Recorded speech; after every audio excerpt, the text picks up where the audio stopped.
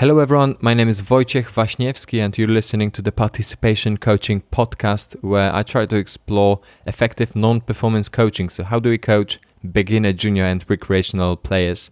My guest today is Thomas Devine. Thomas is a PGA teaching professional based at Alton Hall in England, and he's also Fuel Golf Junior Program Director. It's an interesting episode. It's almost a continuation of my previous interview with Phil Akers, as Thomas took over from Phil when Phil moved on from the academy as the Fuel Golf program director. Tom kept on developing the Fuel Golf program, expanded it to another 5 facilities in the Q Hotels group, created a junior skills handbook, a parents handbook, and much, much more. In this interview, an interesting theme emerged of change and continuous development. Thomas provides numerous examples of things he used to believe in regards to his junior coaching or the way his program is structured, but no longer does. That includes moving away from physical skills-centered coaching, moving away from just let them play idea, and moving away from age-divided groups. In this conversation, we discuss those concepts and many more, including Tom's beginnings as a junior coach, his take on the person first, athlete second, golfer third philosophy, the program's skills-based grading system, which is 7-tier, an example coaching session he might run in the academy, providing playing opportunities for juniors, managing parents' expectations through communication, effective marketing strategies, and why that isn't necessarily school coaching, as well as how the program expanded into another 5 facilities. Unfortunately, we did run into some connectivity issues when recording the interview, so you can hear some audio glitches, but I do hope it doesn't affect your listening experience too much. Lessons learned. I hope you enjoyed the episode. I certainly did. Let's get right into the interview with Thomas Devine. Let's start from the beginning then. How did you start coaching as a golf and juniors? When did you get involved with juniors?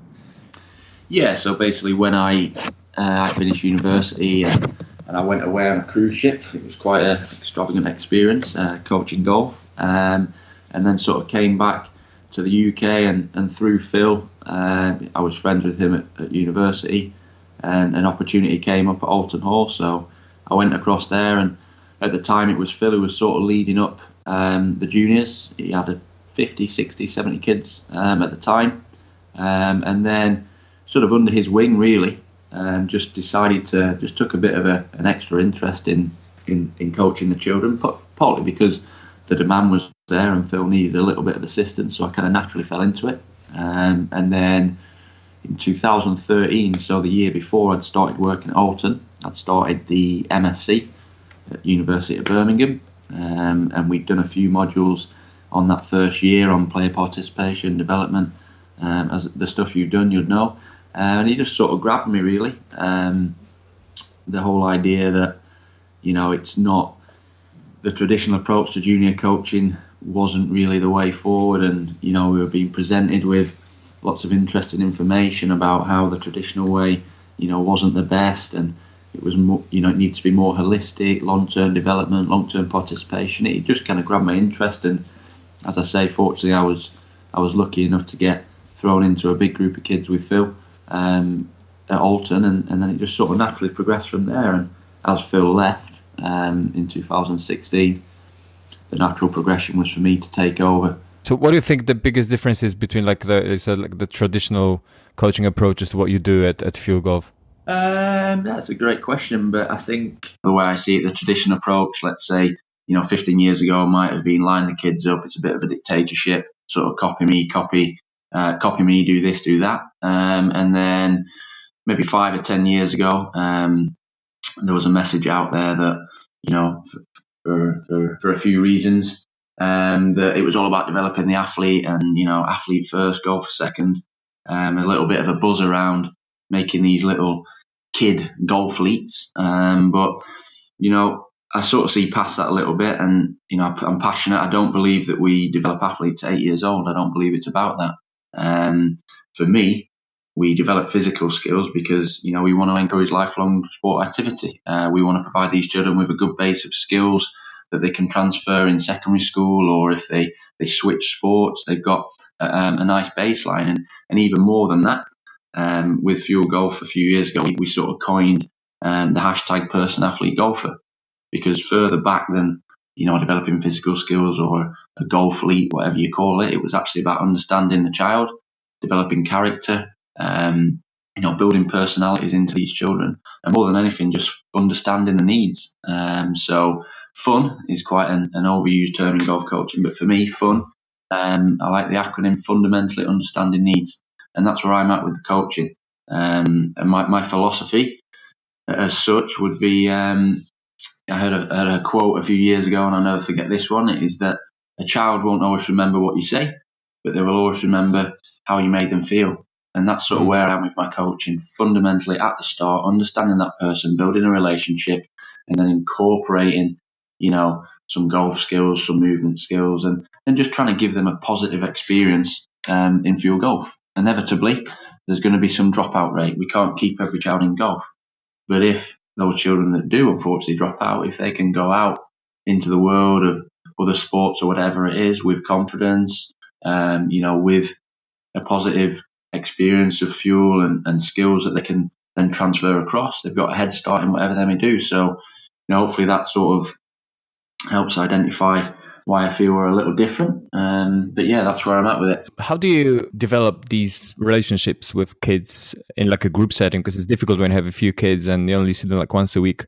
How do you find out their needs quickly and efficiently? Yeah. I mean, that's a great question there, and sort of the format that we've got at Alton, we run sort of like 15 classes a week, and I think there's nine of the classes there's 2 coaches. So, in those 9 classes, it would often free up one of the coaches to maybe go around and, ask a few questions, find out what's going on in the child's head. But, it's not about sitting the child down and giving them a strict interview as such, but, it's just simple things like, trying to remember things about them, ask them how things go on at school. They might tell you, 1 week that, something's happened at school, a maths piece of homework or whatever it is. So, the next week when they come in, say, how did you get on with that piece of maths homework? Making them feel special almost, making them feel and understand like you care.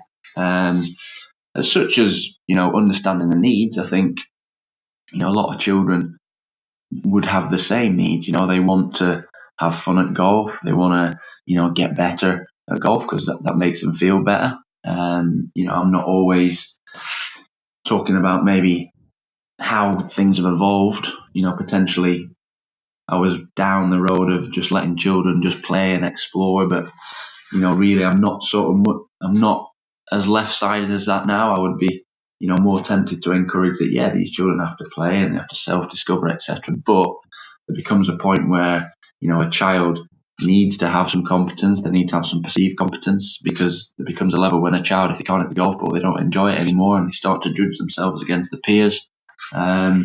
So I'm kind of going down a bit of a sidetrack here, but hopefully that sort of answers a few of the questions. But it's just talking to them as much as you can, and trying to get them to open up, build that relationship, build some sort of trust. You're not a school teacher at the end of the day.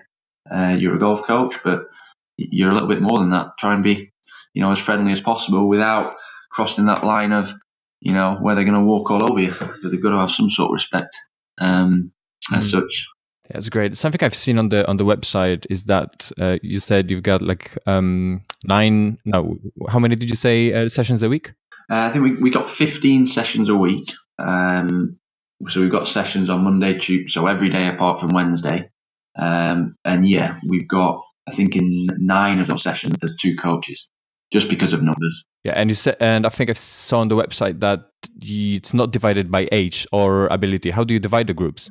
Yeah, so initially when it started off, we'd sort of like categorize them into ages. So we'd say we had like a 6 to 8 age group and then a 9 to 12 age group. But then sort of what I found was, if a couple of those children had enrolled when they were 7 and they were in that 7, they were in the 6 to 8 age group. And then when they get to sort of 9, the parent says, oh, well, they're 9 years old now, so do they go up into the older age group? But actually, in fact, they'd made a couple of friends in that younger age group who were still 8 and they weren't quite 9. So it just got a little bit messy with sort of doing it in ages. So how the age would be an initial guideline. If we had an inquiry, we'd ask, how old's your child? And then we'd just try and fit the child in where we feel appropriate. in terms of, ability, we do have a couple of classes where, potentially that skill level is a little bit higher. So for me, I wouldn't want to put, let's say, an 11-year-old child came, he'd never played golf before. I wouldn't be too keen on putting him in one of those groups where the skill was a little bit higher. I don't want that child to be, intimidated as such. But yeah, for me on the website there, it's just more about not trying to pigeonhole and saying that if they're 6 to 8, they will be in that group. If they're 9 to 12, they will be in that group. It's just to give us flexibility, really, to sort of put children wherever we feel. It's very difficult with the amount of children, to sort of say, all right, we've got 15 classes, and this 3 classes are going to be advanced, this 3 classes are going to be intermediate, these 3 classes are going to be beginner. I don't believe it should be that structured anyway. But also with that amount of kids, it's very difficult to do. So it's quite relaxed, the groups that we have. But it's just more, the option to say, right, we've got 15 classes, and we could fit you in 12 of those. We're not going to pigeon you to 1 or 2. There's much for marketing as well. If we got 15 classes, but if I say, well, your child's only fit for those 2, and that's on a Monday, well, he's not available on a Monday. So it's flexibility for us from a marketing point of view, but then also to ensure that, very loosely, the children don't get put into wrong places. Hopefully does that make sense?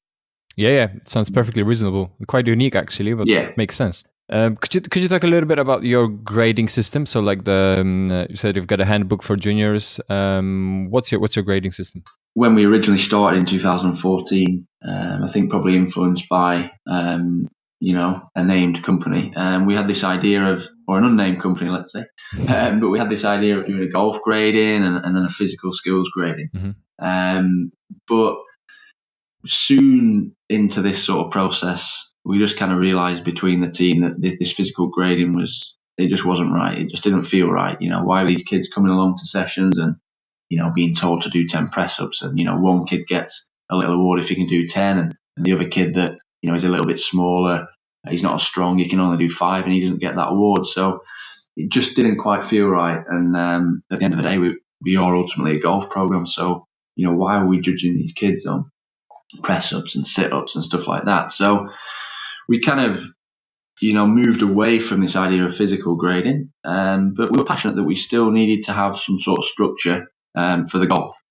So, for example, if the parents are bringing the kids along, what challenges can they set them? What can they ask them to do? And that was why we were passionate that, although we don't want to be making these children upset and putting them through vigorous gradings, we needed something in place. Some sort of structure for them to practice and for the parents to see how they're doing, because ultimately the parents are always keen to have a look at progress. So yeah, we stuck with the golf grading, and basically what it is, it's just a 7-tier system. It's all completely skills based. So it's looking at chipping skills, putting skills, drivers and irons. As it progresses up to the higher levels, levels 5, 6 and 7, there's quite a lot of on-course stuff involved. But in the first 4 levels, it's pretty much range-based, primarily because a lot of these kids are only 6, 7, 8, 9. So to take them out on the golf course in such large quantities isn't always easy for us. So logistically, it's easy if we keep it on the range. And yeah, it's, we do call it a golf grading, but it's a very loose sort of word. The children aren't forced to do a grading. They're given the handbooks that says, this is the level you're at the moment, and, it's optional if they want to do the grading. So the thing we say is if the child feels they're ready and the parent's happy, to speak to coach, and yeah, we can put them onto a grading, and hopefully they achieve those skills and they get a cap and they move up onto the next grading. So yeah, you do unfortunately, you get a few children who might come along for a grading and they'll be a little bit nervous and stuff like that. But, again, I don't think failure is bad for anybody, as long as it's managed correctly. I don't believe that.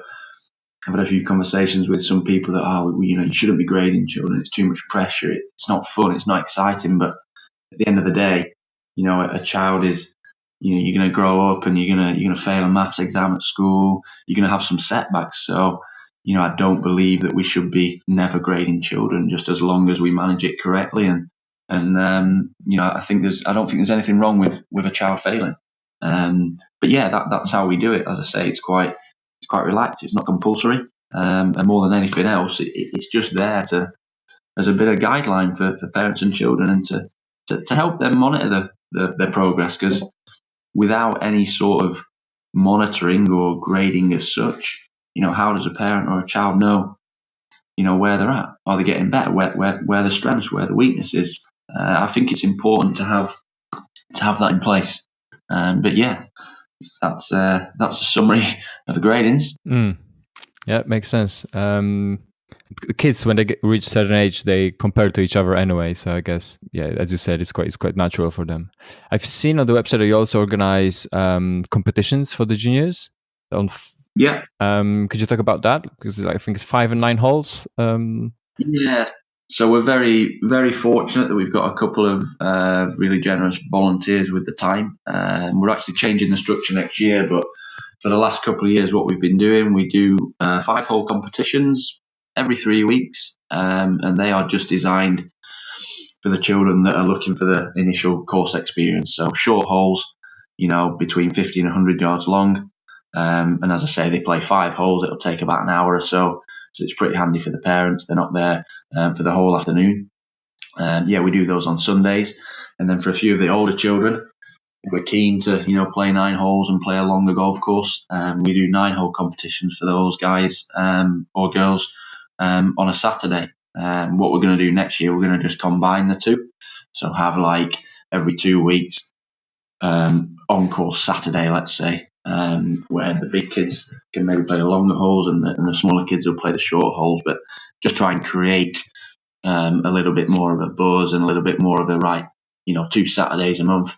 Let's don't play the course. The big thing for me for a lot of these children is they don't get the time on the course. Parents are busy, lives are busy, so it's just really trying to provide an opportunity for them to go and test themselves on the course, really. Hopefully that'll kick off next year. As I say, with both of them being on Saturdays, we've had reasonable success with it. Most of the kids enjoy it. It's something that's important. I dread to think that some of the kids have been coming to the driving range for 3 years and never been on a golf course. It's really, really important to give them that, help them understand why they're practicing golf, and put into context, what is golf. It's not just hitting balls on the driving range. So yeah, we're passionate about that, but as much as we can, we'll give them those opportunities. And what's in the parents' handbook that you developed? Yeah, so the parents' handbook, I've got one in front of me here actually, so I'll give you a little bit of an idea. It basically just gives a summary of what we believe. So it goes through the person first, athlete second, and golfer third idea. There's a few things in there about why children play sport, why children don't play sport and drop out. We've got a top tips section for parents. So our 5 top tips, we've got: give encouragement, be supportive, be a role model, let children learn from mistakes, focus on the big picture, and don't compare your children to other children. And then underneath those headings, we've got a little bit of a descriptor. We've got a little bit in there about learning through play. So, as I said before, I'm passionate about learning through play, although not the just let them play idea. So we've got a little bit of a spiel in there about that, and more just to try and educate the parents. One of the main things for a junior golf coach, as all junior golf coaches will know out there, one of the main things we're trying to address is parents' expectations, and what do they expect a golf session to look like? What do they think their child should be learning?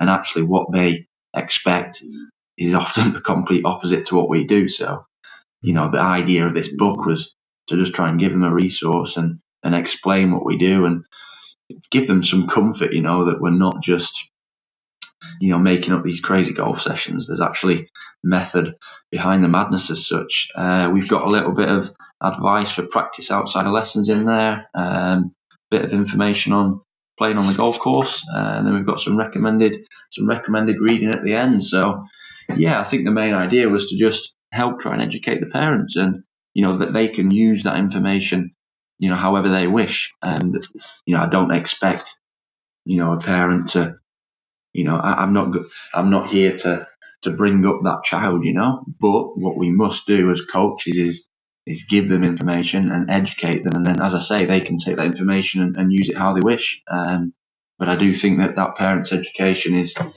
vital, and if we might be encouraging a culture or trying to deliver a certain message, and that message can get taken away and destroyed as soon as the kid sits in the car and drives home. So it's important to try and to get that education across and help with the consistent message, and the culture we're trying to develop.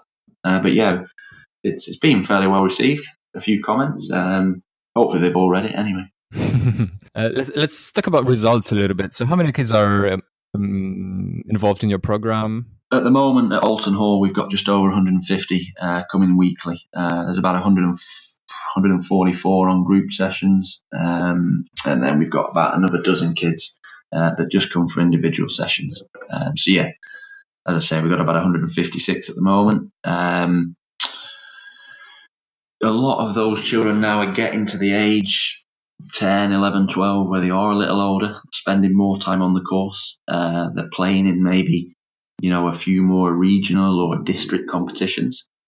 So it's nice that, a lot of those kids who started a few years ago at 6, 7, 8, they're now getting older, and they're playing in the junior teams, and, that they're representing Leeds. A couple of them are going to county coaching. So, it's an interesting time for us, as I say, because these kids are now getting a little bit older, and playing more. So the next few years will be an interesting stage for us, as a lot of these 12, 10, 11, 12-year-olds get to 13, 14, 15. But yeah, it's still very, very much in the early stages of, we've not got many kids who are teenagers. A lot of them are under 12. So it's still quite an exciting time, but they're having successes. Our junior team this year at Alton had a great year and won the league. So they were happy about that. So yeah, it's just a bit of a patience game, but yeah, we're seeing some nice golf performances, if that's the phrase. Mm-hmm.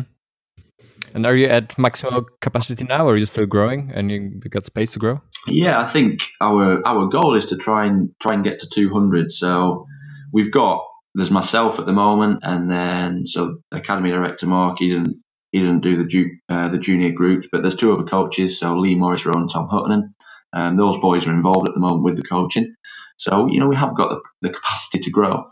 But it's just it's a constant process of, getting a few new kids each term, maybe a couple will drop out. So it's a constant process to keep on growing. But as I say, I'd like to think that, potentially in the last year, our growth hasn't been as big as it might have been the year before, but on the reverse of that, we've got a lot of things in place now, i.e. the handbooks, and the grading system, etc. Next year we'll have the YouTube. So it's not always just about the numbers for me. We could have 300 but run a really poor program. If we've got 150 and feel like we're running an efficient, effective program, I'm pretty happy. But yeah, ultimately we want to grow as much as we can, and we'll keep trying. How many kids do you have in each group? We have between 6 and 14. So we will never go more than 14. And as soon as we get to 8 children, as soon as we get to 9 children, we bring in a second coach. A few of the classes with only one coach, there's 4 or 5, but then the majority of classes with 2 coaches, it's between 11 and 14 children. But that's one thing I've found. We're constantly learning. We're constantly getting new ideas. And, personally, for the younger children, I think 14 is a great number. It's a lot of kids. There's a lot of buzz going about. Plenty of stuff to keep them entertained. But with the older children, so the 9, 10, 11-year-olds, I try and keep that under 12 children. We've found that with the older kids, as soon as the group gets too big, just sort of has the reverse effect. There's too much to distract them and they forget about the golf. So that's what we're learning. Just trying to keep those sizes under control and different sizes for different ages. So as much as we can, we'll try and separate those groups like that. But yeah, that's how it works. Interesting. The last thing, so you scaled to other golf courses, and I was wondering, how did it work? Did you create some sort of coaching coaches handbook, or did you create some education events, or did you just talk to other coaches in the other venues? How did that work? Yeah, so basically the other venues, they're part of the Q Hotels group. So what happened was there was a Q Hotels Golf Academy group formed, and then, as I say, in 2016, when we officially launched it at the other facilities, we had meetings and did a little bit of coach education, and along with the handbooks, basically provided the coaches with, our beliefs and how we believe the program should move forward. But it was a bonus there because when the other coaches were there, it wasn't just me at the front saying, right, do this, do that. It was more of a case of, right, this is where we're at now. This is what we believe.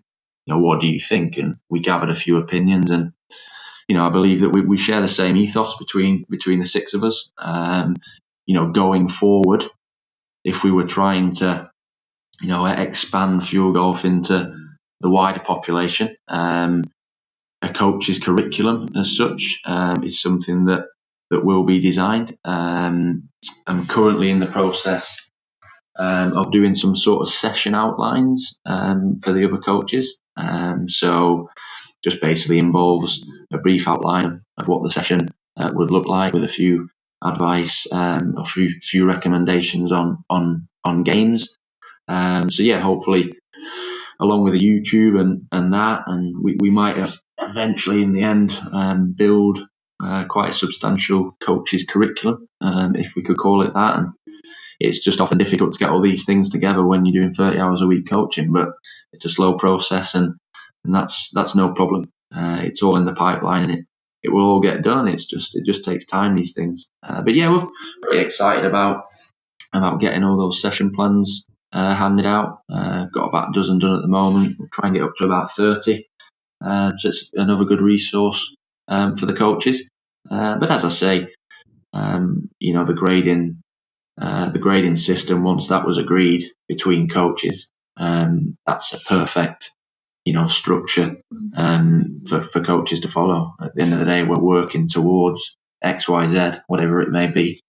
So structure your sessions to work towards that, and we share articles, we share best practice, and we try and just get on the page with it, really. But yeah, that's kind of how it works.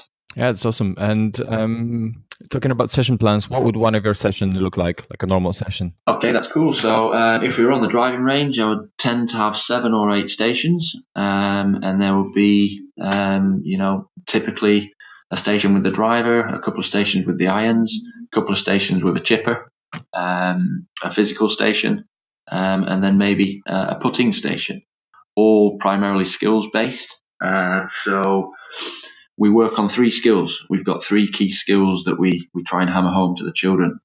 We've got strike, aim, and speed. So one week might just be a purely strike-based session. So all of those stations, there will be games and exercises that we're working on the strike. There'll be challenges that we're testing the strike. The week after it might be aim. The week after it might be speed. Another week it might be all 3. Because as you know, a golf shot, you often need a good strike, aim, and speed. Sometimes.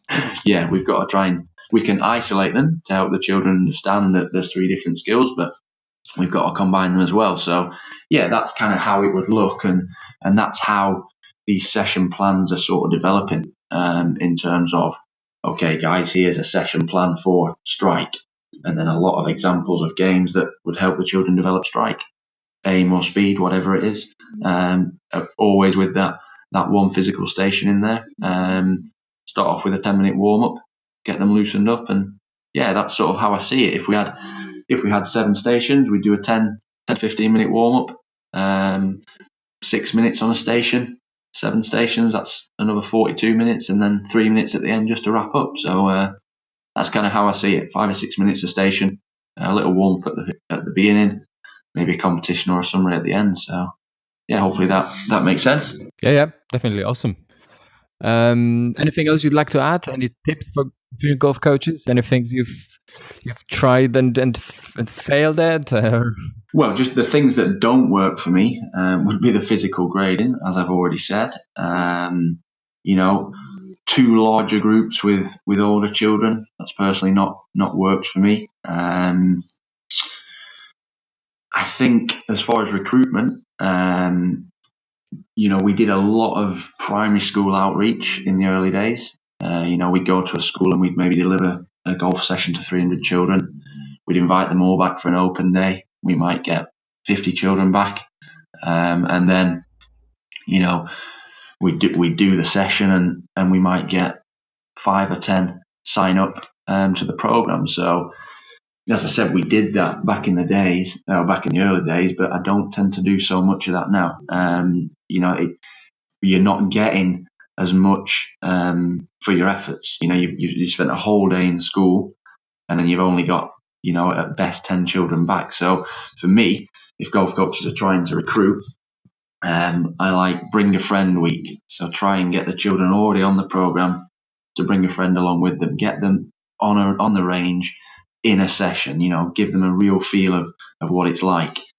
I think if we, I don't have figures on this, but for every child that's come along to try a session with us, I would say at least 80% have signed up. So for me, it tends to be, when you get them in a real session as such, they love it. But going to the schools and, like I say, trying to get 40 or 50 back from 300 and then only 5 or 10 sign up, it was a lot of effort for us, and we weren't, the growth kind of plateaued out a little bit. So, if you're trying to recruit the kids, it's get them in for a free taster session, show them what is on offer, and more than often than not, they love it. So, that would be my advice for marketing. I think a lot of, that's not saying that there's not a lot of good work going on in the schools, because I know a lot of coaches will go out there and they'll be delivering sort of 6-week block into schools and, providing some great opportunities for the children. But just the way we were doing it, we didn't do the 6-week courses. We were just doing one-off, taster days for the children. And just from experience, that didn't work. But that's not to say it won't for everyone. That's just sort of what I have found. It's a great marketing strategy for most things, isn't it? Someone invites you along for something for free and then tries to get you sign up afterwards. So that's how I would rather do it than go in for 300 kids at once. I'd work hard to try and get 20 children coming to a session every term. Let's say a free taster session. If 16 of them sign up, then bang, there's the numbers. I don't know how.